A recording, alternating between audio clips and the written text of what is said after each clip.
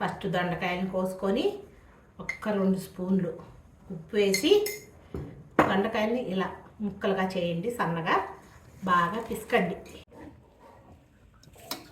నువ్వులు దొండకాయ కూరకి చిన్న గడ్డతో గరిటిన్నర వేసుకోండి నూనె. ఒక ఎండుమిరపకాయ, ఆవాలు, జీలకర్ర,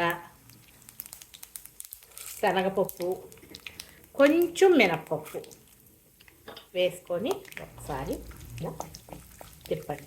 వేగింది కదా, తిరగమాత దొండకాయ ముక్కల్ని వేసేసి ఒకసారి తిప్పండి.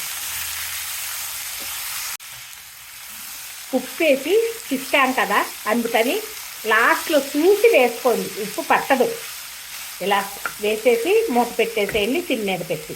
పక్కన కూర వేగుతుంది, మసాలా రెడీ చేసుకున్నాం. కొన్ని నువ్వులు, జీలకర్ర, ఎండుమిరపకాయలు వేసి కచ్చా పచ్చాగా పొడి చేసుకొని వస్తా. 4 వెల్లుల్లి రెబ్బలు కూడా వేయండి లాస్ట్లో, టేస్ట్ బాగుంటుంది. వేగుతూ ఉంది కదా, దగ్గరికి వచ్చేసింది కూర చూడండి. కొంచెం కరివేపాకు, కొంచెం పసుపు, అలాగే నూరి పెట్టుకున్న నువ్వుల పౌడర్ వేసేద్దాం.